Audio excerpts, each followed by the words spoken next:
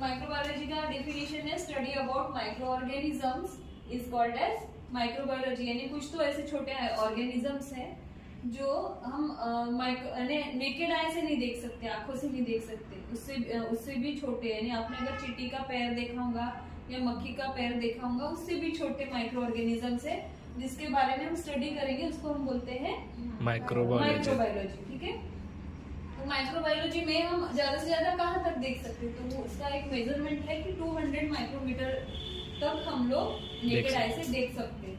उससे अगर छोटा अगर हमारे पास में कोई ऑब्जेक्ट है तो उसको देखने के लिए हमें माइक्रोस्कोप की जरूरत पड़ेगी। नेक्स्ट है कि माइक्रोबायोलॉजी के अंडर में कौन से टाइप्स आते हैं। ठीक है, तो पहला हम माइक्रोबायोलॉजी पढ़ते हैं तो कौन से अलग अलग टॉपिक्स के साथ उसको पढ़ाया जा सकता है। तो उसमें पहला आ रहा है फार्मास्यूटिकल। फार्मास्यूटिकल मतलब जैसे वैक्सीन बनाना है, फार्मेसी वाले जो मेडिसिन बनाते हैं, या फिर एंटीबायोटिक्स बनाना है किसी बैक्टीरिया का यूज करके, तो ये सारे माइक्रो ऑर्गेनिजम्स के साथ में फार्मास्यूटिकल यूज में माइक्रोबायोलॉजी में काम में आएगा। दूसरा है फूड एंड डेयरी। आपने बेकरी प्रोडक्ट वगैरह सुना होगा। हाँ।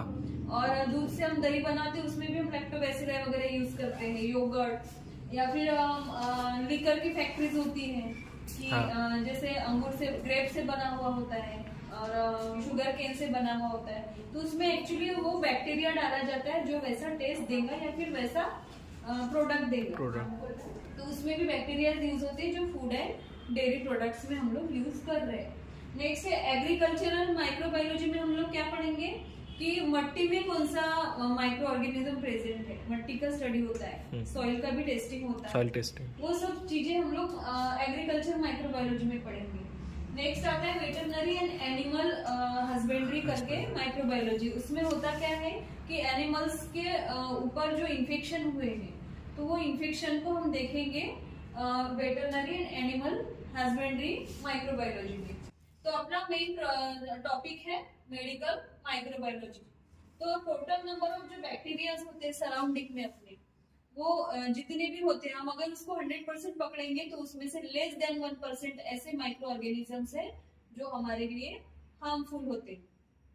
माइक्रो ऑर्गेनिजम्स को हम इस टाइप में पढ़ेंगे कि बैक्टीरिया रह सकते हैं, पैरासाइट्स रह सकते हैं, फंगस रह सकता है और वायरसेस रह सकते हैं जो ह्यूमन बीइंग को इन्फेक्शन और डिसीज देंगे। इन्फेक्शन और डिसीज में थोड़ा सा फर्क है कि कोई भी माइक्रो ऑर्गेनिज्म हमारे बॉडी में आता है तो उसको इन्फेक्शन बोलते हैं, और उसके वजह से अगर हमारी तबियत खराब होती है तो उसको डिसीज बोलते हैं।